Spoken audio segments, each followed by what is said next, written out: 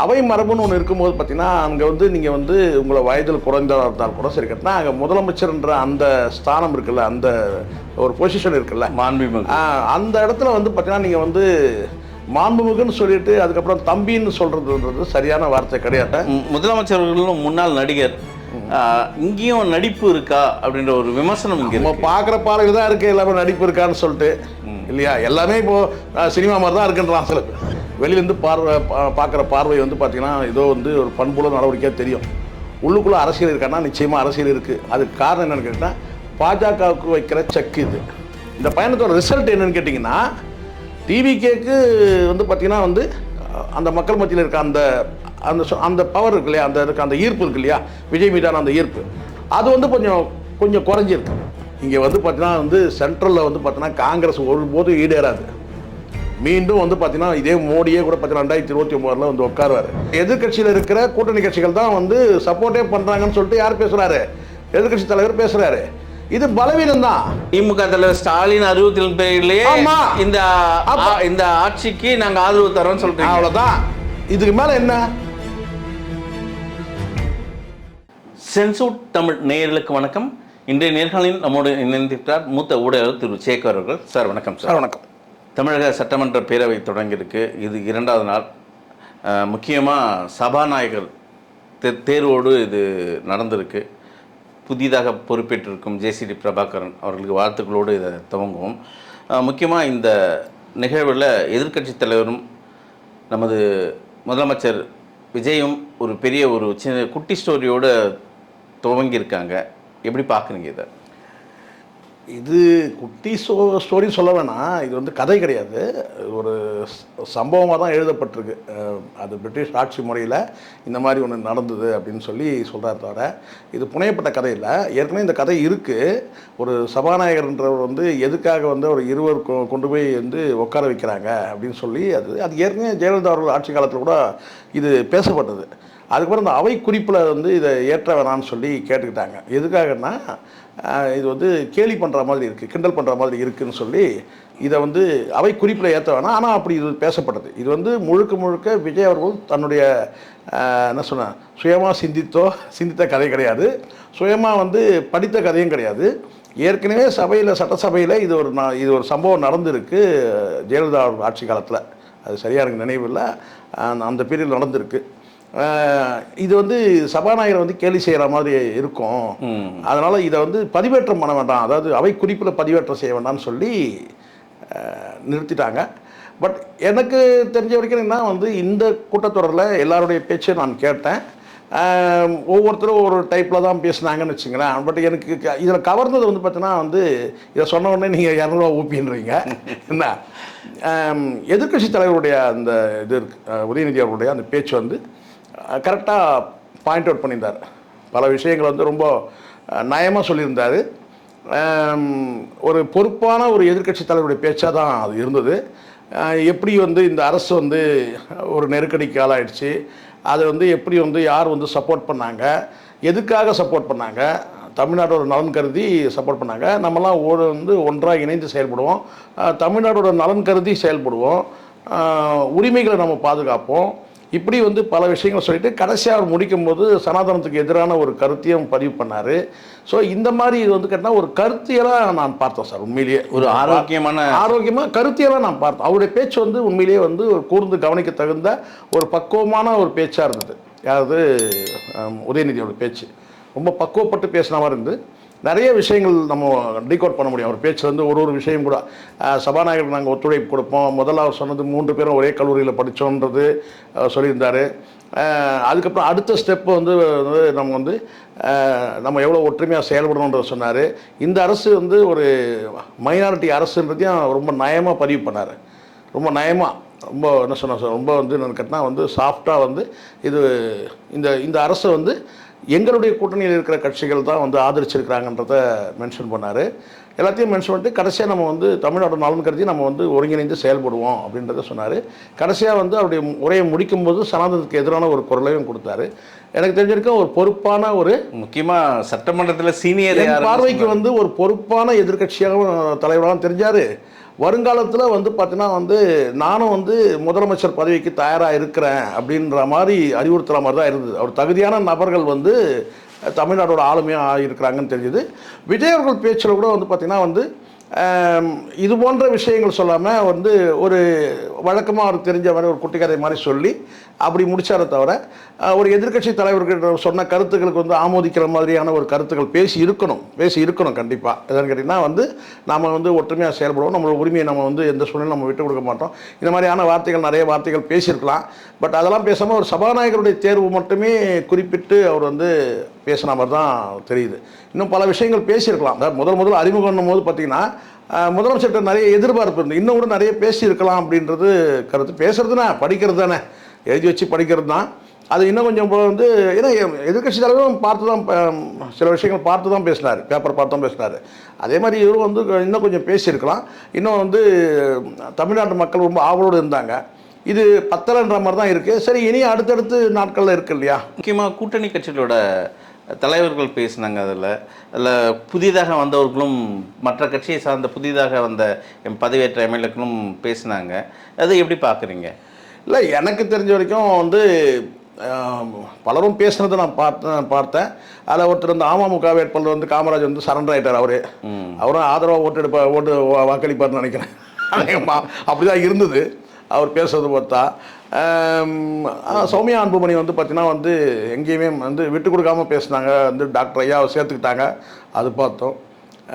பிரேமலதா அவங்க பேசுனதும் வந்து நம்ம வந்து என்னென்னா ஒரு விஷயம் மட்டும் முதல்ல இந்த நம்ம சொல்கிறது சரியாக இருக்கும்னு நினைக்கிறேன். இதில் சொல்கிறது நம்ம இந்த ஊடகத்தில் சொல்கிறது சரியாக இருக்குன்னு நினைக்கிறேன்.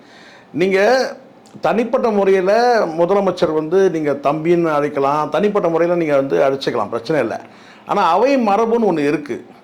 அவை மரபுன்னு ஒன்று இருக்கும்போது பார்த்தீங்கன்னா அங்கே வந்து நீங்கள் வந்து உங்களை வயதில் குறைந்ததாக இருந்தால் கூட சரி கட்டினா அங்கே முதலமைச்சர்ன்ற அந்த ஸ்தானம் இருக்குல்ல, அந்த ஒரு பொசிஷன் இருக்குல்ல, மாண்புமிகு, அந்த இடத்துல வந்து பார்த்தீங்கன்னா நீங்கள் வந்து மாண்புமிகுன்னு சொல்லிட்டு அதுக்கப்புறம் தம்பின்னு சொல்கிறதுன்றது சரியான வார்த்தை கிடையாது. தம்பின்ற வார்த்தை கெட்ட வார்த்தை கிடையாது, மரியாதை குறைவான வார்த்தையும் கிடையாது.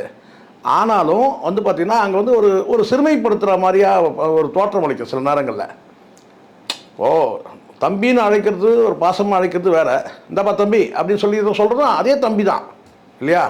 அதனால் முதலமைச்சருக்கு அந்த பொசிஷனுக்கு வந்து மரியாதை அளிக்கணும் யாராக இருந்தாலும். இது நீங்கள் வெளியில் நீங்கள் அழைச்சிக்கலாம், ஒரு வெளியில் இருக்கிற நிகழ்ச்சியில் கூட நீங்கள் வந்து பார்த்தீங்கன்னா, ஆனாலும் அங்கே ஒரு முதலமைச்சர் அங்கே அழைக்கிறது சரி கிடையாது. ஆனால் ஒரு முதலமைச்சர் பொறுப்பு வந்துட்ட பிறகு அவர் வந்து தம்பின்னு வந்து அதுவும் சபைக்குள்ளேயே வந்து அழைக்கிறதுன்றது, அதுவும் ஒரு முறைக்கு 3 முறை வந்து இவங்க அழைக்கிறாங்க இல்லையா பிரேமலதா, அது சரியான நடவடிக்கை இல்லை, என்னுடைய பார்வைக்கு இல்லை. அது மற்றவங்க எடுத்துக்கிறது எப்படின்னா எடுத்துக்கிட்டோம். அதான் ஒரு சபையில் வந்து பார்த்திங்கன்னா முதலமைச்சரை வந்து பார்த்திங்கன்னா அந்த மாண்புமிகு முதலமைச்சர் அவர்கள் தான் அழைக்கணுமே தவிர அங்கே வந்து தம்பிலாம் இருக்கிறது. இங்கே ஒரு விஷயம் உங்களுக்கு தெரியும், முக ஸ்டாலின் மகனாக இருந்தால் கூட பார்த்தீங்கன்னா தலைவர் வந்து பார்த்தீங்கன்னா வந்து ஏன் அப்பான்னு அழைக்கக்கூடாதா? உறவு இருக்கட்டும், உறவு இல்லாமல் போட்டோம். அப்பான்னு அழைக்கணும், பல பேர் அப்பான்னு அழைக்கணும். திமுகவில் ஏன் கலைஞரை தாத்தான்னு கூட அழைக்க முடியும். அவ்வளோ வந்து இளம் வயதில் இருந்த பல பேர் வந்து அமைச்சராக கூட இருந்தாங்க. ஸோ அங்கே வந்து தனிப்பட்ட அந்த உறவு முறையெல்லாம் இருக்கக்கூடாது. புரியுது. அண்ணன் அவர்களே, அப்போ ஒருத்தர் உறவினராக இருப்பார், அவர் வந்து கேட்டால் எனது அன்பு மாமா அவர்களே, எனது மாமா என்னுடைய சித்தப்பா அவர்களே, என்னுடைய பெரியப்பா அவர்களே அப்படின்லாம் வந்து அது சரி கிடையாது. தம்பின்றதெல்லாம் நீங்கள் வந்து சபைக்குள்ளே வந்து தம்பி அண்ணன் தம்பிலாம் கிடையாது. நீங்கள் வந்து பார்த்தீங்கன்னா அவர் வந்து ஒரு பேரவை உறுப்பினர், மாண்புமிகு பேரவை உறுப்பினர், அவர் வந்து பார்த்தீங்கன்னா ஒரு முதலமைச்சர், இப்படி தான் இருக்கும். தவிர சபாநாயகர் அண்ணன் அழைக்கிறது இதெல்லாம் பொது மேடை வச்சுக்கணும் பிரேமலதா. கண்டிப்பாக மூத்தவர்கள் அப்புறம் இவங்களை தான் கூட முடியும், அக்கா சொன்னாக்கா நான் கூட முடியும். சரிங்க சார், பல தகவல் வந்திருக்கு. திமுக அதிமுக முரண்பாடும் சரி, அது திருமாவளவனோட அந்த அறிக்கை ஒன்று வந்திருக்கு. இதெல்லாம் பேசுறதுக்கு முன்னாடி ஒரு சின்ன விஷயம். இன்றைய சட்டமன்ற கூட்டத்தொடர் நல்லா சிறப்பாக நடந்துட்டு இருக்கு. நேற்று நடந்த அந்த நிகழ்வு ஒரு நாள் 1 டே விசிட் அப்படின்ற ஒரு இடத்துல முதலமைச்சர் விஜய் அவர்கள் ஒரு சுற்றுப்பயணத்தை மேற்கொண்டார், எல்லா கட்சி தலைவர்களும் சந்தித்தார். இதை எப்படி பார்க்குறீங்க சார்? இது ஒரு விஷயம் கிளியராக சொல்லிடணும், பாரபட்சம்லாம் சொல்லணும். இது வெளிப்பார்வைக்கு வந்து ஒரு பண்புள்ள நடவடிக்கை, உண்மையிலே ஒரு பண்புள்ள நடவடிக்கை, வெளிப்பார்வைக்கு பண்புள்ள நடவடிக்கை. ஆனால் இதுக்குள்ளே அரசியல் இருக்கா இல்லையான்னு கேட்டிங்கன்னா நிச்சயமாக இருக்குது. ஏன்னா இதை யாரெல்லாம் கிரிட்டிசைஸ் பண்ணுறாங்கன்னு பார்த்தாலே உங்களுக்கு தெரிஞ்சிடும். இதெல்லாம் யாரெல்லாம் எப்படி கிரிட்டிசைஸ் பண்ணுறாங்கன்னு பாருங்கள், விமர்சன பார்வை பாருங்கள். இப்போ இதை வந்து நம்ம வந்து கேட்டால் ஒரு ஆரோக்கியமான விஷயங்க அப்படின்னு நான் சொல்லுவேன். இது வந்து ஒரு ஆரோக்கியமான விஷயம் தானே. இது ஒரு முன்னாள் முதலமைச்சர் ஒரு மரியாதை நிமித்தமாக போய் சந்திக்கிறாரு. இது கடந்த காலத்தில் வந்து இந்த மாதிரி நடந்ததில்லை. வெறுப்பு அரசியல் தான் இருந்தது. எம்ஜிஆர் அவர்களுக்கு பிறகு நான் சொல்கிறது, கலைஞர் ஜெயலலிதா காலத்தில் இது நடக்கவே இல்லை. எம்ஜிஆர் காலத்தில் நடந்ததுன்னா நிச்சயமாக நடந்துச்சு. எம்ஜிஆர் காலத்தில் வந்து ஏசி சண்முகம் மேரேஜுக்கு வந்து ஒட்டுமொத்தமாக எல்லாருமே போயிட்டாங்களாம். அதாவது கலைஞரும் போயிருக்கிறாரு, எம்ஜிஆரும் போயிருக்கிறாரு. 2 சைடில் இருக்கிற எம்எல்ஏக்கள் அத்தனை பேரும் அப்பியர் ஆகிட்டாங்களாம். அப்போ வந்து எம்ஜிஆரே கேட்டாராம், யார்கிட்ட, ஏசி சண்முகத்திட்ட கேட்டதாக ஒரு தகவல் என்னென்னா, என்னப்பா சபையை இங்கேயே கூட்டிடலாமா, இது சட்டசபையை இங்கேயே கூட்டிடலாமா, ஏன்னா ஆல் ப்ரெசண்ட்டு, எதிர்கட்சி அந்த வந்து ஆளுங்கட்சி, அதுக்கப்புறம் வந்து பார்த்தீங்கன்னா கூட்டணி கட்சி எல்லாருமே அப்பியராக இருந்தனால எம்ஜிஆர் வந்து ஜோக்காக கேட்டதாக ஒரு தகவல் இருக்குது. ஸோ இதுதான் இந்த இந்த என்ன சொன்னாங்க, ஒரு பண்பாக இருந்தது, ஒரு நட்பு பாராட்டுறது, அதெல்லாம் வந்து பார்த்திங்கன்னா வந்து அந்த மாதிரி இருந்தது. அரசியல் வெறுப்பு இல்லாமல் இருந்துச்சு. ஆனால் வெறுப்பு அரசியல் வந்து பரவலாக இருந்து கேட்டால் கலைஞர் வெர்சஸ் ஜெயலலிதா வெர்சஸ் கலைஞர், அவங்க பீரியடில் வந்து வெறுப்பு அரசியல் வந்து ஒருத்தர் பேசிக்க மாட்டாங்க, ஒரு பொது நிகழ்வு போக முடியாது, ஏன் பொண்ணு எடுத்து பொண்ணு கல்யாணம் பண்ண முடியாது, இது அமைச்சர் பதவி காலியாயிடும், இல்லை வந்து மாவட்ட செயலர் பதவி காலியாயிரும், இங்கே இருக்கும் பொண்ணு கூட எடுக்க முடியாது, அங்கே அப்படி எடுக்கிற மாதிரி தான் பதவி காலியாயிரும். ஸோ இப்படி வந்து நிறைய அந்த மாதிரி நடந்திருக்கு. இல்லை, முதலமைச்சர்களும் முன்னாள் நடிகர், இங்கேயும் நடிப்பு இருக்கா அப்படின்ற ஒரு விமர்சனம் இங்கே நம்ம பார்க்குற பார்வையில் தான் இருக்குது, எல்லாமே நடிப்பு இருக்கான்னு சொல்லிட்டு, இல்லையா, எல்லாமே இப்போது சினிமா மாதிரி தான் இருக்குன்றான் சில பேர். நமக்கு அந்த பார்வை இல்லை சார். நமக்கு வந்து நான் எப்பவுமே நேர்மையாக நியாயமாக பேசுகிறேன்னு நினைப்பேன். நம்ம பார்க்குற பார்வை தான் இருக்குது. நான் சிறந்த நடிகர் விஜய் பார்த்தோம்னா இப்போ கூட எனக்கு ஞாபகம் இருக்குது, குடும்பத்தோடு இப்போ வந்து இந்த சிவகாசி படத்தை 3 முறை பார்த்தோம். இல்லை அப்படியே யோசனையாக இருக்குது, இது அவர் சபையில் நின்று பேசும்போது கேட்டினா அந்த விஜயா இது அப்படின்னு. ஸோ அதெல்லாம் வந்து பார்க்குற பார்வையில் இருக்குது. நாம அப்படி கிடையாது. இன்றைக்கி வந்து பார்த்தீங்கன்னா, இப்போ அன்றைக்கி கூட நீங்கள் கேட்டீங்க, நீங்கள் முதலமைச்சராக வந்து நீங்கள் வந்து ஏற்றுக்கினாலும் வந்து பார்த்தீங்கன்னா முதலமைச்சர் தான். ஆனால் நமக்கு வந்து பார்த்திங்கன்னா ஒரு பார்வை இருக்குது. அந்த பார்வை எட்டுற வரைக்கும் நம்ம வந்து பார்த்திங்கன்னா என் மனசுக்கு ஒன்று இருக்குல்ல, அந்த எல்லையை அடையணும். இது வந்து எனக்கு வந்து பார்த்திங்கன்னா இந்த மீண்டும் நான் பதிவு பண்ணுறது இந்த இடத்துல கேட்டிங்கன்னா, நான் யாருக்கும் ஆதரவாக பேசணும் கிடையாது. இந்த வெற்றியில் வந்து எனக்கு வந்து பார்த்திங்கன்னா சந்தேகம், அந்த சந்தேகம் தொடர்ந்து இருந்துகிட்டே இருக்கும். அந்த வெற்றியில் இருந்து எனக்கு அந்த சந்தேகம் இருக்குது. அது வந்து பார்த்திங்கன்னா இது வந்து நேர்வழியில் பெற்ற வெற்றி கிடையாதுன்றதை நான் மீண்டும் பதிவு பண்ணுறேன். ஆனாலும் இன்றைக்கி வந்து ஒரு முதலமைச்சர், தமிழ்நாட்டில் ஒரு முதலமைச்சர், அவ்வளோதான். தனித்தனி முதலமைச்சர்லாம் தமிழ்நாட்டுக்கு அவர் தான் முதலமைச்சர். ஆட்சி எவ்வளோ நாள் வந்து பார்த்தீங்கன்னா எவ்வளோ காலம் நீடிக்குது, யாரெல்லாம் என்னென்னலாம் பண்ணுறாங்க, இவங்க சைடில் என்ன அட்ராசிட்டி இருக்குது, இதை பண்ணி நேற்று பியூஷ் மனசு வந்து கதைக்கிற மாதிரி நம்ம கதைக்க முடியாதுல்ல. ஒரு செல்ஃபோன் எடுத்து இந்த மாதிரி ஊடகத்தில் பேசும்போது தான் சொல்ல முடியும். அவர் பேசுகிறாரு என்னன்னு கேட்டிங்கன்னா வந்து விஎஸ் பாபு வந்து பேசுகிற ஒரு காணொலி இருக்குது, அதை எடுத்து வச்சு வந்து பேசுகிறாரு. யார், பியூஷ் மனோஜ். ஏன்னு கேட்டிங்கன்னா இவங்களாம் கடந்த காலத்து வந்து எல்லா குறைகளும் எல்லா ஆட்சியில் இருக்க குறைகளும் சொல்லக்கூடியவங்க தான். யார், பியூஷ் மனோஜ்லாம். அப்போ அவர் சொல்கிறாரு என்னென்னு கேட்டால், என்னங்க இந்த மாதிரி குடி போதையில் பேசுகிறாரு, யார், விஎஸ் பாபு போதையில் பேசுகிறாரு, நல்லா தெரியுது போதையில் பேசுகிறாருன்னு தெரியுது. அப்புறம் துப்புரவு பணியாளர்கள்லாம் வந்து பார்த்திங்கன்னா பேசுகிறது, இதெல்லாம் வந்து கடந்த காலத்தில் மேடையில் பேசுகிறாங்க. இப்போ சட்டசபையில் இவங்க எப்படி நடந்துக்க போகிறாங்க, இவங்கெல்லாம் வேறு அமைச்சர் பதவிக்கிற ஆசைப்படுறாராம். யார், விஎஸ் பாபு. அவருக்கு அமைச்சராக கொடுத்து அவர் என்னெல்லாம் பண்ண போகிறாரு, ஏற்கனவே 9 பேர் என்ன பண்ண போகிறாங்கன்னு தெரியல. இனிமேல் தானே போக தெரியும். அப்போ வந்து எடுப்புலேயே நான் வந்து நம்ம விமர்சனம் பண்ணணும்னு நோக்கம் கிடையாது. ஆனால் என் தனிப்பட்ட கருத்து கேட்டால் இந்த வெற்றியில் வந்து சந்தேகம் இருக்குது. இந்த வெற்றி வந்து இல்லை, இது கரெக்டு. இங்கே சட்டமன்றத்தில் வந்து ஒருவருக்கு ஒரு எதிரும் புதிருமாக பார்த்துக்கிறாங்க. வீட்டுக்கு போன உடனே கைக்குலுக்கி வரவேற்று அந்த பண்பாடெல்லாம் இருக்குது. ஆனால் பாஜக தரப்பில் என்ன விமர்சனம் வருதுன்னா, திமுக விஜய் போய் சந்தித்து, அதாவது ஸ்டாலின் அவர்களை சந்தித்ததில் வந்து உள்கூத்து அரசியல் இருக்குது. இதில் செந்தில் பாலாஜி மீது இருக்கிற வழக்குகளாக இருக்கட்டும், மற்ற அமைச்சர்கள் மீது இருக்கிற வழக்குகளாகட்டும், இதெல்லாம் நீர்த்து போகுமா அப்படின்ற ஒரு கேள்விக்குறியாக இருக்குது. இல்லை, எனக்கு நான் அப்படிலாம் பார்க்கல சார். இது என்ன அரசுன்னா, இவங்களுக்கு ஃபஸ்ட்டு விஷயம் வெளியிலேருந்து பார்க்குற பார்வை வந்து பார்த்திங்கன்னா ஏதோ வந்து ஒரு பண்புள்ள நடவடிக்கையாக தெரியும். உள்ளுக்குள்ளே அரசியல் இருக்கான்னா நிச்சயமாக அரசியல் இருக்குது. அதுக்கு காரணம் என்னென்னு கேட்டால், பாஜகவுக்கு வைக்கிற செக் இது. பாஜக வந்து உருட்டல் மிரட்டல் வந்து பார்த்தீங்கன்னா கடந்த காலத்தில் என்ன பண்ணாங்கன்னு நமக்கு தெரியாது. இல்லை, இவர் தானே சிபிஐ வழக்கை இவர் தானே சந்தித்தார், உள்ளே என்ன நடந்து நமக்கு தெரியாதுல்ல. என்ன இவங்களுக்குள்ளே வந்து மோதல்கள் நமக்கு தெரியாது. இந்த ரிசல்ட்டில் வந்து பார்த்திங்கன்னா ஒரு விஷயத்த தீர்மானம் வந்து உறுதியாக இருந்தாங்க டிவிக்கில், அது நான் பார்த்தேன். என்னென்னு கேட்டால் எங்கேயும் வந்து பார்த்தீங்கன்னா பிஜேபியில் இருக்கிற அந்த ஒரு எம்எல்ஏவையும் சரி, அது பாமக இருக்கிற அந்த எம்எல்ஏக்களையும் சரி அப்ரோச் பண்ண மாதிரி தெரியல. சில தகவல் சொன்னாங்க, பாமக அன்புமணிக்கிட்ட போய் கேட்டபோது எனக்கு துணை முதலமைச்சர் கொடுப்பீங்களான்னு கேட்ட மாதிரி கூட தகவல் இருக்குது. அப்படியே அவங்க கொடுத்துருந்தாலும் கூட பார்த்தீங்கன்னா வந்து எட்டாக்கணியாக தான் போயிருக்கோம், எட்டாமல் தான் போயிருக்கோம். அப்போ இந்த அணுகுமுறை வந்து இது சரியான நடவடிக்கை தான். ஆனால் விமர்சனம் உண்டானா கண்டிப்பாக விமர்சிப்பாங்க. நானே கூட விமர்சிப்பேன். நீங்கள் என்ன சொன்னீங்க அன்றைக்கி என்ன சொன்னீங்கன்னு கேட்போம்ல வழக்கமாக. இது அன்றைக்கி நீ என்ன சொன்ன, கல்லாப்பட்டி கூட்டணி சொன்னேன், அந்த கல்லாப்பட்டி கூட்டணியோட போயிட்டேன்னு சொல்லுவாங்க. அப்படி போகலன்னா என்ன சரி கேட்டால் அங்கே போயிருந்தாலும் சரி, என்டிஏக்கு வந்து பார்த்தீங்கன்னா சப்போர்ட்டு கேட்டிருந்தாலும் நம்ம என்ன சொல்லுவோம், மதவாத சக்தியோட கை குலுக்கிட்டாருன்னு சொல்லுவோம்ல. அது லாங் டைம் அடி வாங்கமே. இதாவது கல்லாப்பட்டின்றதாவது கொஞ்சம் மறைஞ்சு போட, ஏன்னா எல்லாமே கல்லா கட்ட போகிறாங்க. இது டிவிக்கே கல்லா கட்ட தானே போகிறாங்க. ஸோ அதனால் வந்து பார்த்தீங்கன்னா கல்லாப்பட்டியோடு சேர்ந்து கல்லாப்பட்டி கலந்துரும். ஆனால் மதவாத சக்தியோடு போய் சேர்ந்தோம்னாக்கா விஜய்க்கு வந்து பேஸ் அடி வாங்குதில்ல. விஜய்க்கு பெரும்பாலும் அந்த வந்து மைனாரிட்டி வாக்குகள் வந்து போட்டிருந்தாங்கன்னா அவங்களுக்கு வந்து பார்த்தீங்கன்னா இவர் தாங்க போய் பிஜேபியோட துணையில் என்டிஏவோட வந்து சப்போர்ட் வாங்கிட்டு போய் வந்து சிஎம் போஸ்ட்டை உட்கார்ந்து. ரெண்டாவது மிரட்டல் அச்சுறுத்தல் நிறைய இருக்கலாம் இதோட. அதனால் இது அப்போ இவர் என்ன செய்கிறாருன்னா என்டிஏக்கு அறிவுறுத்துறார். பாத்தியா நான் எல்லாரையும் பார்த்துட்டேன் அப்படின்னு சொல்லியிருக்காரு. பிஜேபியில் போய் யாரையும் பார்த்த மாதிரி இது வரைக்கும் தெரியல. பிஜேபியில் இருக்கிற லீடர்ஸ் யாரையும் போய் நயனார் நாகேந்திரனையோ அல்லது வேறு எந்த தலைவரும் போய் பார்த்த மாதிரி தெரியல.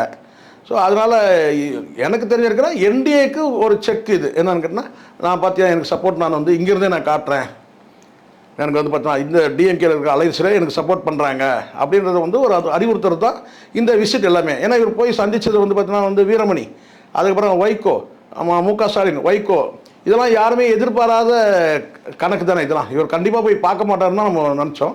ஸோ பார்த்ததையும் விமர்சனம் பண்ணுறாங்க. நேற்றைய தினம் நீ என்னெல்லாம் பேசின, சீமான் வந்து உன்னை இப்படி விமர்சனம் பண்ணார், சீமானை வந்து சாட்டை திருமணம் வந்து பார்த்தீங்கன்னா விஜய் எப்படி விமர்சனம் பண்ணுறாரு, நீங்கள் எப்படி போய் சந்திக்கிறீங்க அப்படிலாம் ஒரு கேள்வி வரதான் செய்யும். கேள்வி வரும் சார், கண்டிப்பாக. கேட்குறத தப்புன்னு சொல்ல முடியாது. நம்ம அன்றைக்கி நீ இப்படி தான் சொன்னியே அப்படின்னு சொல்லிட்டு, அதனால தான் சொல்கிறது. இப்போ இந்த கின்புலாம் இப்போ பண்ணுறாங்க இல்லையா, இந்த பண்பை தேர்தல் பிரச்சாரத்திலே இந்த பண்பை காட்டணும். புரியுது. தேர்தல் பிரச்சாரத்தில் பண்பு காட்டணும்ல. தேர்தல் பிரச்சாரத்தில் நீங்கள் பண்பு காட்டினீங்களா? காட்டல. அங்கிள்னு சொன்னீங்க, கேட்டால் அது வந்து பார்த்தீங்கன்னா மரியாதை நிமித்தமானு சொன்னீங்க. அது மரியாதை கிடையாது, கேலி. அப்படி ஒரு ட்ரெண்டு செட் ஆகும்னு பார்த்தீங்க. ஸோ இதெல்லாம் வந்து இந்த பண்பு ஜெயிச்ச பிறகு முதலமைச்சரான பிறகு இருக்கிற அந்த பண்பு அரசியல் கட்சி தலைவராகும் போதே அந்த பண்பு இருக்கணும். யாராக இருக்கட்டும், விஜயாக இருக்கட்டும், அது யார் வேணா இருக்கட்டும். அப்போ அந்த பண்பை விட்டுறீங்க. இப்போ ஆட்சி அமைச்ச பிறகு பார்த்தீங்கன்னா உங்களுக்கு வந்து இவ பேசுகிறவங்க சொல்லுவாங்க, மைனாரிட்டி கவர்மெண்ட்டுங்க வீடு வீடாக போயிருக்கிறாருங்கன்ட்டாங்க. நேற்றுக்கே என்கிட்ட சொல்கிறவங்க என்ன சொன்னேன், என்ன சார் வீடு வீடாக போயிட்டு இருக்கிறாரு, ஏன்னா மைனாரிட்டி கவர்மெண்ட்டு அதனால வீடு வீடாக போகிறாருன்னு.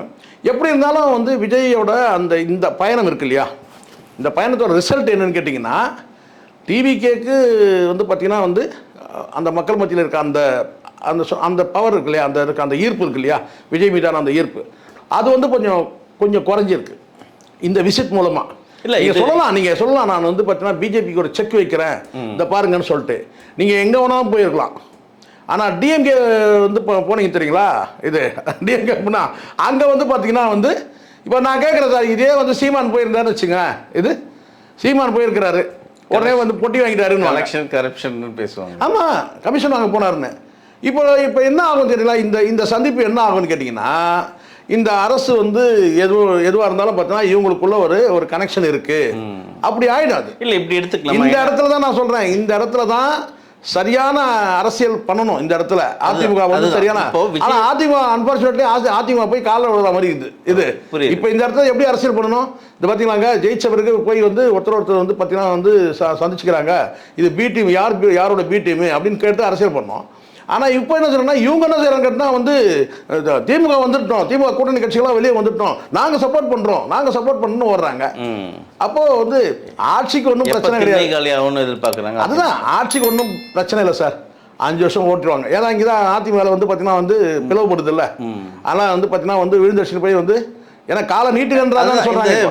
இவர் முதலமைச்சர் விஜயோட இந்த நகர்வு வந்து ஃப்ளோர் டெஸ்ட்டுக்காக நகர்றாரா எல்லா தலைவர்களும் பார்க்கறது வந்து ஃப்ளோர் டெஸ்ட். நீங்கள் இல்லைன்னு சொன்னாலும் அப்படிதான் வந்து பேசப்படும், நீங்கள் இல்லைன்னு சொல்லலாம், அப்படிலாம் கிடையாதுங்க, நான் ஃப்ளோர் டெஸ்ட்டில் நான் வந்து சக்ஸஸ் பண்ணிவிடுவேன். இப்போ ஒரு எம்எல்ஏக்கு பாருங்கள், திருப்பத்தூர் எம்எல்ஏக்கு இந்த பெரிய கருப்பன் வழக்கு போட்டதில் அவருக்கு பவர் இல்லைன்னு சொல்லிட்டாங்க. ஒன்று மைனஸ் ஆயிடுச்சா?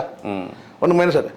அப்போது இந்த இடத்துல வந்து எப்படி இருந்தாலும் வந்து ஃப்ளோர் டெஸ்ட்டில் வந்து பார்த்தீங்கன்னா வந்து விஜய் வந்து தோக்க மாட்டார். அந்த சூழல் கிடையாது. நீங்கள் அங்கே போகலனா கூட எங்கே போனோம் டிஎம்கே நீங்கள் போகலனா கூட. ஆனால் என்னென்னா இந்த இடத்துல வந்து பார்த்திங்கன்னா இந்த முக்கோண அரசியல்ன்றது இந்த தொடக்கம் வந்து பார்த்திங்கன்னா அதிமுக விழுது. ஆனால் இங்கே ஒரு முரண்பாடு இருக்குது சார். இப்போது ஏற்கனவே திமுகவும் அதிமுகவும் பேச்சுவார்த்தை நடந்தது அப்படின்னு ஒரு பேச்சு இருந்தது. அதுக்கு திருமாவளவன் நடுவராக இருப்பார் அப்படின்ற ஒரு பேச்செல்லாம் இருந்தது. அதை இன்று ஆர்எஸ்எஸ் பாரதி அவர்கள் மறுத்திருக்கார். ஆனால் இதே நாளில் திருமாவளவன் அறிக்கையை விட்டுருக்காரு. ஆமாம், இந்த பேச்சுவார்த்தைலாம் நடந்தது அப்படின்னு அவரும் சொல்லியிருக்காரு. இது எப்படி இல்லை, அதுதான் என் நண்பர் ஒருத்தர் சொன்னார் அழகா. அதுதான் இப்போ சொல்ல வேண்டியதாக இருக்கு. சரி விடுங்க, எலெக்ஷன் முடிஞ்சிச்சு, எல்லாரும் ஒன்றாயிட்டாங்க, போங்க போங்க அவங்க அப்படிதான் சொன்னார். யாரு? என் நண்பர் ஒருத்தர், நம்ம பத்திரிகையாளர் அவர். என்ன அவர் வந்து என்ன சொன்னார், சரி எல்லாம் முடிஞ்சிச்சு, எல்லாரும் ஒன்றாயிட்டாங்க, அவங்கவுங்க போங்க, அவங்கவுங்க வேலையை போய் பாருங்க போங்க. இப்போ அப்படிதான் ஆயிடுச்சு. சரிங்களா? இங்கே யாரும் வந்து இந்த அரசியலில் வந்து பார்த்தீங்கன்னா எல்லாம் ஒரே கோட்டையில் ஓடுற மட்டைகள், அவ்வளோதான். எல்லாம் ஒரே கூட்டையில் ஓடுற மட்டைகள் சார், அவ்வளோதான். நம்ம அப்படி தான் நம்ம எடுத்துக்கணும், அவ்வளோதான். கேட்டால் இப்படி ஒரு வசனம் பேசுவாங்க. நீங்கள் அவர் கேட்டிங்கன்னா நாங்கள் மதவாத சக்திகளை தடுத்துட்டோம்னுவாங்க. இது மதவாத சக்திகளை நாங்கள் தடுத்துட்டோம்னு சொல்லுவார். ஆனால் எங்களுடைய குறிக்கோளை நாங்கள் வென்று எடுத்துட்டோம்னு சொல்லுவாங்க. இல்லை, டிலேவே அதுக்காக தான் பேசப்படுது. திருமாவளவன் ஏன் அதெல்லாம் சார் எனக்கு சார் நாங்கள் அதிமுகவுக்கும் பேச்சுவார்த்தை அப்படிலாம் கிடையாது. இங்கே எல்லா இடத்துலையும் வந்து பார்த்தீங்கன்னா ஆர்எஸ்எஸ்காரங்க வந்து எல்லா இடத்துலையும் ஊடுருவி இருக்கிறாங்க. சும்மா அதெல்லாம் இல்லைன்னா நீங்கள் சொல்லாதீங்க. இது டிவிக்கில் கூட பார்த்தீங்கன்னா சில வந்து பார்த்தீங்கன்னா ஆர்எஸ்எஸோட பேஸில் இருக்கிறவங்க இருக்கிறாங்க, அங்கேயும் இருக்கிறாங்க. ஸ்லீப்பர் செல்களாகவும் செயல்படுவாங்க. இங்கே வந்து பார்த்தீங்கன்னா வந்து சென்ட்ரலில் வந்து பார்த்தீங்கன்னா காங்கிரஸ் ஒருபோதும் ஈடேறாது. மீண்டும் வந்து பார்த்தீங்கன்னா இதே மோடியே கூட பார்த்தீங்கன்னா 2029 வந்து உட்காருவார். தமிழ்நாட்டில் இருக்கிற ஒரு 40 எம்பி இல்லைனாலும் கூட பார்த்தீங்கன்னா வந்து மற்ற வந்து இப்போ பார்த்தீங்கன்னா 2 ஸ்டேட் அடிச்சிருக்கிறாங்க. இப்போ வெஸ்ட் பெங்கால் அடிச்சாச்சு, அசாம் அடிச்சாச்சு. சரி சொல்கிறது. அதனால் இதெல்லாம் வந்து பாராளுமன்றத்தில் மிகப்பெரிய அளவில் வந்து பார்த்தீங்கன்னா இது வந்து தாக்கத்தை ஏற்படுத்துமானலாம் தெரியல. ஏன்னா இப்போ இப்படி இருக்கிறதே வந்து பார்த்தீங்கன்னா நீங்கள் மக்கள் நம்பிக்கை எப்படி நீங்கள் இழந்துட்டீங்கன்னா இது இவங்கெல்லாம் மொத்தமே வந்து பார்த்தீங்கன்னா அசைன்மெண்ட்டுங்க. இப்போ ஏன் எடப்பாடி எப்படி இந்த பழனிசாமி எப்படி பலவீனமானார் சொல்லுங்கள். அவர் வந்து பார்த்தீங்கன்னா டிஎம்கே கூட அவர் பேசிகிட்டு இருக்கிறாருங்க. கொடநாடு வழக்கு வந்து பார்த்தீங்கன்னா வந்து ஊற போட்டாங்க. 2 பேரும் வந்து ஆளுங்கட்சி எதிர்கட்சியும் ஒரு வீரியத்தோடு செயல்படலை. இதே வந்து கலைஞர் பீரியடாக இருந்திருக்காங்க, ஜெயலலிதா கேட்டால் இவங்க வந்து ஒரு வழக்கு போடுவாங்க. அந்த வழக்கு வந்து பார்த்தீங்கன்னா நிறையா நடப்பாங்க. அந்த அம்மா இவர் ஒரு எதிர்ப்பு அரசியல் வந்து வெளிப்படையாக தெரியும். ஆனால் இது வந்து இவர் ஒரு 3 வருஷம் 4 வருஷம் மிக்சர் வாங்கி கொடுத்தாங்க, உட்காந்து பொறுமையாக சாப்பிட்டு இருந்தார். யார்? எடப்பாடி பழனிசாமி. கூட இருக்கவங்க அத்தனை பேருக்கும் எல்லாருக்கும் கொஞ்சம் கொஞ்சம் கொடுத்தாரு, எல்லாரும் உட்காந்து சாப்பிட்டு இருந்தாங்க. அப்போ எதிர்கட்சி வீரியமாக செயல்படலை. அப்போ எப்படி வந்து பார்த்தீங்கன்னா நீங்கள் களத்தில் நீங்கள் ஓட்டு போட்டுருவாங்க உங்களுக்கு சொல்லுங்க பார்க்கலாம். அப்போ அதனால தான் இங்கே 3வது இடத்து தள்ளப்பட்டது. அதனால தான் ஏன் இப்போ ஒரு புதிய கட்சி எப்படி வந்து அந்த இடத்த வந்து ஆக்குபை பண்ணுது, அதுக்கு நிறைய காரணங்கள் இருக்குது, அது வேறு விஷயம். ஆனாலும் இவங்க ரொம்ப வந்து பார்த்தீங்கன்னா வந்து ஒரு அண்டர்ஸ்டாண்டிங் இருக்கிற மாதிரி ஆயிடுச்சு. டிஎம்கேக்கும் வந்து ஏடிஎம்கேக்கும் உள்ளுக்குள்ள ஒரு அண்டர்ஸ்டாண்டிங் இருக்குங்க. ஏன்னா இவங்க எல்லாருமே இப்போ நீங்கள் பாருங்கள், ஒரு ஆட்சி முடிஞ்சிச்சுன்னா உங்களுக்கு தெரியும், கடந்த காலத்தில் நாங்கள் வந்து சட்டம் அதன் கடமையை செய்யும், வழக்கமாக நடக்கும். இந்த முறை அது நடக்கலை பாருங்கள். வழக்கமாக ஒன்று நடக்கும் சார். என்ன சொல்லுவாங்கன்னா, புதிய முதலமைச்சர் கட்டினா நாங்கள் வந்து கஜானா பார்க்குறது அதெல்லாம் இருக்கட்டும், இங்கே வந்து அமைச்சர்கள் வந்து பரவலாக ஊழல் செஞ்சுருக்கிறாங்க, நாங்கள் அனைத்து அமைச்சர்கள் மீதும் வந்து ஊழல் நடவடிக்கை நாங்கள் எடுப்போம்னு சொல்லுவாங்க. ஏன் கடந்த காலத்தில் இந்த ஜிலும்புலாம் பண்ணாங்க, உங்களுக்கு டிஎம்கே பண்ணாங்க. யார் துரத்தின்னு ஓடினாங்க பாருங்கள், யாரை? ராஜேந்திர பாலாஜியா தெரியும் உங்களுக்கு. ராஜேந்திர துரத்தின்னு ஓடினாங்க. ஆந்திராவுக்கு எங்கேயோ கர்நாடகா எங்கேயோ போயிட்டாரு, அங்கே போய் பிடிச்சிக்கணும். இதெல்லாம் ஆரம்பத்தில் இந்த அரசில் அது கூட நடக்கலை. இந்த அரசில் அது கூட நடக்கலை, எதுவுமே நடக்கலை, நடக்கவும் நடக்காது. காரணம் கேட்டால் இந்த திமுக வந்து ஏற்கனவே இருந்த திமுக அரசில் இருக்கக்கூடிய கூட்டணி கட்சிகள் தான் வந்து இப்போ சப்போர்ட் பண்ணுது. அப்போ ஒருபோதும் வந்து நடவடிக்கையே இருக்கவே இருக்காது. இப்போ திமுக தலைவர் ஸ்டாலின் அவர்கள் எப்போ இதை கையில் எடுப்பார்? அதிக பெரும்பான்மை நிரூபிக்கணும் அப்படின்ற ஒரு இடத்துக்கு எப்போ அவர் ஏன் எடுக்கணும்? எதிர்கட்சி தலைவர் சார், எதிர்கட்சி தலைவர் சார் எடுக்க மாட்டார். அவர் ஏன்னா அவருக்கு சார் அவருடைய கூட்டணி கட்சிகள் தானே சார் சப்போர்ட்டே பண்ணுறாங்க. அவர் எப்படி நம்பிக்கையில் தீர்மானத்துக்கு போவார்? இது இவங்க டெம்பரரி அரேஞ்ச்மெண்ட் இவங்க நினைக்கிறாங்க. என்னென்னா கவர்னர் ஆட்சி வந்து வராமல் தடுக்கணும்னு சொல்லிட்டு இந்த எடுக்கிற நடவடிக்கை என்ன ஆகுதுன்னு கேட்டிங்கன்னா எதிர்க்கட்சி பலவீனமாகுது. இல்லை, எனக்கு ஒரு எதிர்க்கட்சி பாருங்க, எதிர்க்கட்சியில் இருக்கிற கூட்டணி கட்சிகள் தான் வந்து சப்போர்ட்டே பண்ணுறாங்கன்னு சொல்லிட்டு யார் பேசுகிறாரு? எதிர்க்கட்சி தலைவர் பேசுகிறாரு. இது பலவீனம் தான். இங்கே எதிரும் புதிரும் அரசியல் இல்லைன்னு வச்சுக்கோங்க சார். சரி, எனக்கு ஒரு சந்தேகம் சார். இப்போது கவர்னர் ஆட்சி வருது, கவர்னர் ஆட்சின்னு பூச்சாண்டி காட்டி இந்த ஆட்சியை உட்கார வச்சுருக்கீங்க. இப்போ ஒருவேளை இவங்க அதிக பெரும்பான்மையை நிரூபிக்கிற இடத்துக்கு தள்ளப்பட்டாங்கன்னா அப்போ ஆட்சி வந்து டிசால்வ் பண்ணிவிட்டு கவர்னர் ஆட்சி போகுமா, உடனே தேர்தல் நடக்குமா? இல்லை சார், இப்போ நல்லா புரியுங்க. அப்படி ஒரு எண்ணத்துக்கே நீங்கள் போகாதீங்க. பெரும்பான்மை நிரூபிக்கப்படும். முதல்வர் விஜய் தலைமையிலான ஆட்சி வந்து பார்த்தீங்கன்னா தொடரும். 5 ஆண்டு தொடரும். 5 ஆண்டு தொடரும். 5 ஆண்டுலாம் தொடரும்.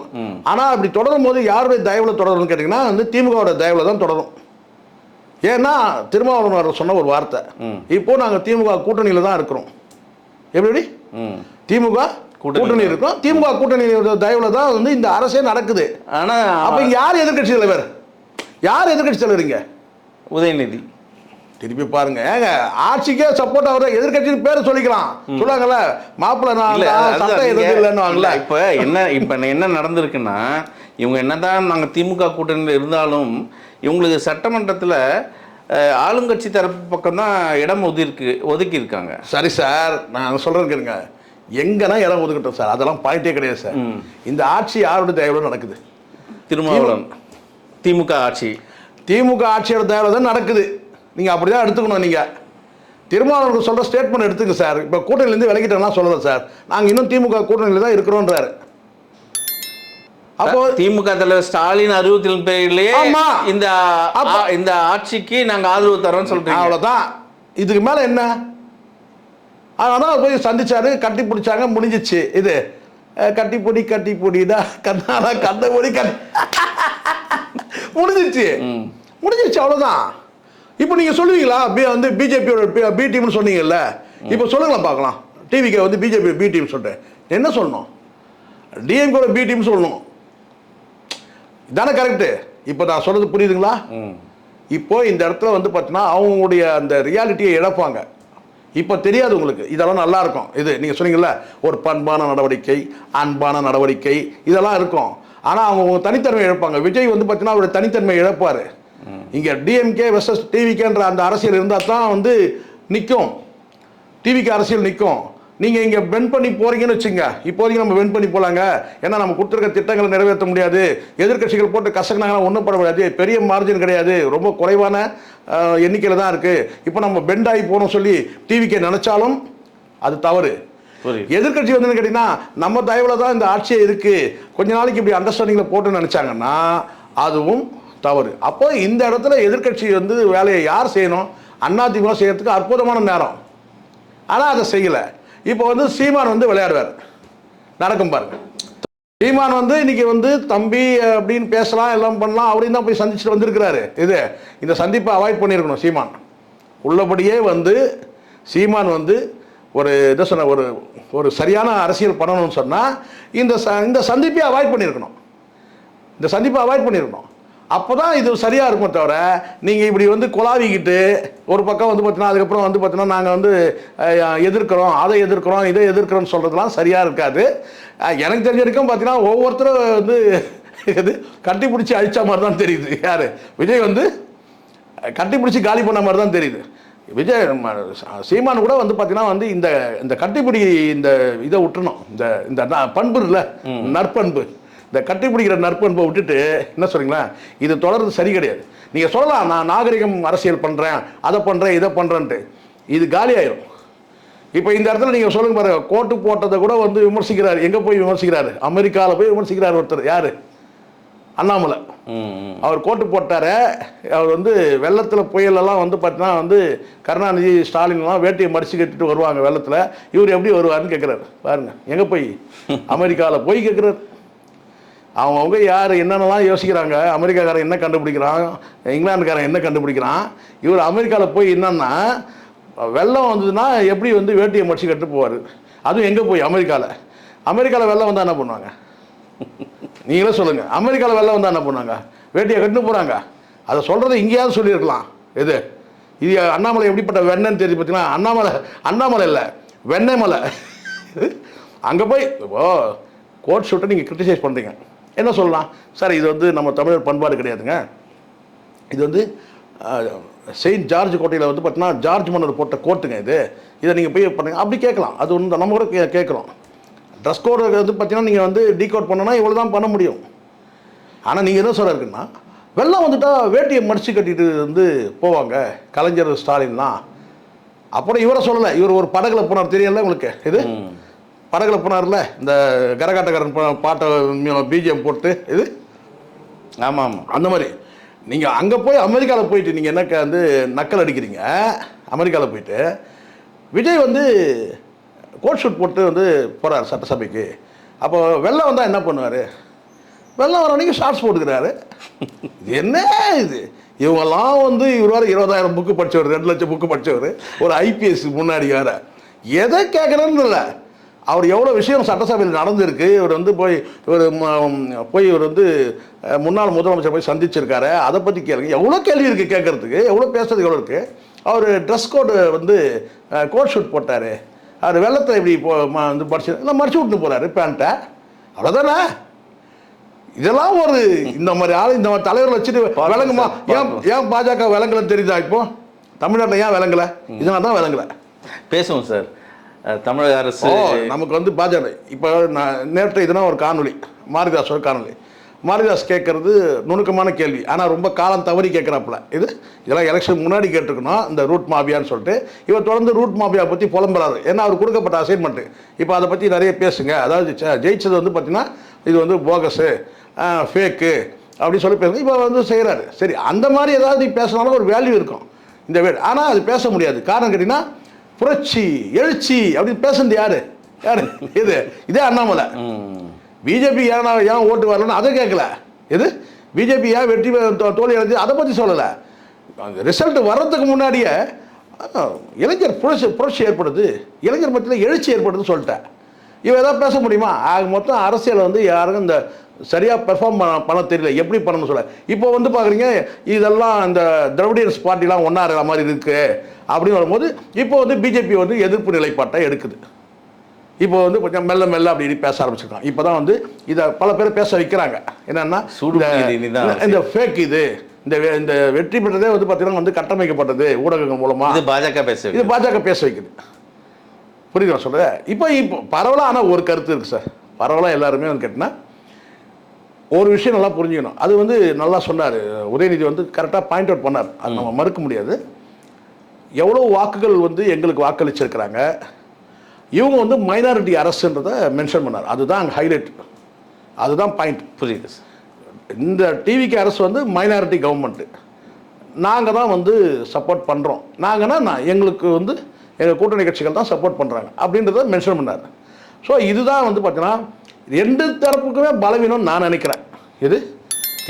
ஆமாம், அந்த நட்பு பாராட்டுறது, நாங்கள் ரொம்ப பண்பானவங்க, ரொம்ப நாகரிகமானவங்கலாம் ரொம்ப நீங்கள் இழஞ்சி குழஞ்சிங்கன்னா எப்படி வந்து எடப்பாடி பழனிசாமி காலியானாரோ அந்த மாதிரி வந்து டிஎம்கே காலியாயிரும். புரியுது. இது தொடர்ந்துக்கிறது நல்லது கிடையாது. எதிர்கட்சினா வந்து ஒரு வீரியத்தோடு செயல்பட்டால் தான் நிற்கும். இல்லைனா எடப்பாடி பழனிசாமி அதனால தான் கோட்டை விட்டார். இன்றைக்கா ஒரு பொசிஷன் இப்படி ஆயிடுச்சு. உண்மையே காரணம் அதுதான். அந்த விரைப்பு ஸ்பிரிட் இருக்கணும். எப்படி சேகர் பாபு கிட்டே இருந்து பாருங்கள் அந்த ஸ்பிரிட்டு. பார்த்தீங்களா பதவி ஏற்றுக்கும் போது அண்ணன் எப்படி வந்து பதவி ஏற்றார், எப்படி ஒரு சவுண்டு கொடுத்தாரு பாருங்க. அங்கே ரெடி. இப்போ அங்கே உளமாற அங்கே ரெடி. அங்கே ரெடி. விஎஸ் பாபு வந்து பார்த்தீங்கன்னா விஎஸ் பாபு வந்து பார்த்தீங்கன்னா இவர் இப்படி அவர் அப்படி இல்லை சொல்கிறேன். அந்த ஸ்பிரிட்டு அந்த வேகத்தை விட்டுட்டு நாங்கள் நட்பு பாராட்டுறோம், நாங்கள் பண்பாக இருக்கிறோம், நாங்கள் ரொம்ப நாகரிகமாக இருக்கிறோம். கடந்த காலத்தில் உங்கள் நாகரிகம்லாம் பார்த்தாச்சு. சட்டசபையிலேருந்து தனபாலை இழுத்துன்னு போய் விட்டீங்க, அதெல்லாம் கடந்த காலத்தில் பார்த்துட்டோம். ஸோ இதுதான் சரியாக இருக்கும். இல்லைன்னா வந்து யார் எதிர்த்து கேள்வி கேட்குறாங்களோ அவங்க இதுவாகிடும். இப்போது நான் சொல்கிறேன், நாம் தமிழர் வந்து பார்த்தீங்கன்னா நீங்கள் இந்த மாதிரி வந்து நடவடிக்கை இருந்தீங்கன்னா அதுக்காக வீட்டுக்கு வர மனுஷனை நீங்கள் வந்து வெளியே தள்ள முடியாது. புரிய சொல்கிறது. ஆனால் வந்து அந்த இயல்பு நடந்துக்கிற அந்த இயல்பு இருக்கு இல்லையா, அது நடந்துக்கிறதுல தான் இருக்குது. நீங்கள் இன்னும் நான் எங்கள் தம்பி தான் வந்து சிஎம்மாக இருக்கிறாரு, என் தம்பினா அதுதான் காலியாகிறதுக்கு. என்ன எனக்கு வாக்களிங்க, என் தம்பிக்கு வாக்களிங்க, நீங்கள் தம்பிக்கு வாக்களிச்சிட்டாங்க. இதான் நடந்துச்சு. உண்மை தானே? நம்ம நல்லது தான் சொல்கிறோம். நம்ம ஒரு கொள்கையோட ஒரு சித்தாந்தத்தோடு இருக்கிறீங்கன்னு சொன்னால் அந்த சித்தாந்தத்துக்கு முரண் உள்ளவர்கள்கிட்ட ஒரு ஸ்டெப்பு தூரமாக தான் இருக்கும். அதனால புரிஞ்சுக்கணும். நீங்கள் தானே சொன்னீங்க இடது பக்கம் நில்லு அல்லது வலது பக்கம் நில்லு, நடுவோட நான் அடிப்படை செத்து போய் லாரி அடிப்படை செத்து போன்னு சொன்னீங்க இல்லையா, அதுதான் அந்த நிலைப்பாடில் நில்லுங்க. நான் அதுக்காக விரோதம் பாராட்டணும்னு நான் சொல்ல. ஒரு ஸ்டெப்பு நீங்கள் வந்து ஏன்னா உங்களெல்லாம் நம்பி வந்து பார்த்தீங்கன்னா லட்சக்கணக்கான மக்கள் இன்னும் 20 லட்சம் பேர் வாக்களிச்சிருக்கிறான் இல்லையா, அந்த 20 லட்சம் பேருடைய உணர்வை புரிஞ்சுக்கணும்ல. ஒரு ஸ்டெப்பு வந்து நீங்கள் வீட்டுக்குள்ளே வர்றதை வந்து வராதிங்கலாம் சொல்ல வேணாம், ஒரு ஸ்டெப் இருங்க. இதே விஜய் வந்து ஒரு கட்டத்தில் வந்து இவர் வீட்டு வாசலுக்கு வரத்துக்கு தயங்கினவர், ஆட்சி அதிகாரத்துக்கு வரத்துக்கு முன்னாடி. அது அவருக்கே தெரியும். புரியுது. ஒரே காரில் தான் போனாங்க, விஜய் வீட்டில் உட்காந்து பேசிட்டு ஒரே காரில் தான் கொண்டு வந்து வாசலில் விட்டார், வீட்டுக்குள்ளே போகல. ஒரு ஃபோட்டோ அலோவ் பண்ணல. இது சீமான் கூட ஒரு ஃபோட்டோ, ஏன்னா ஃபோட்டோ விட்டு எடுத்துட்டோம்னா அதை வச்சு வந்து இவர் ஓட்டை வாங்கிடுவார் சொல்லி எச்சரிக்கையாக இருந்தாங்க. அப்போ நீங்கள் எப்படி இருக்கணும்? இப்போ வராங்கன்னா உட்காரட்டும், ஒரு காஃபி கொடுங்க, பேசட்டும், ரைட் சால்வ் பண்ணுங்க, சால்வ் பண்ண அவ்வளோதான். ரொம்ப அப்படியே எல்லாம் அப்படி. இப்போ இந்த தமிழ்நாடு அரசியலை இப்போ வந்து கேட்டிங்கன்னா வந்து கட்டிப்பிடி அரசியல் ஆயிடுச்சு. தொடர்ந்து பேசுவோம் சார். மிக்க நன்றி. நன்றி சார்.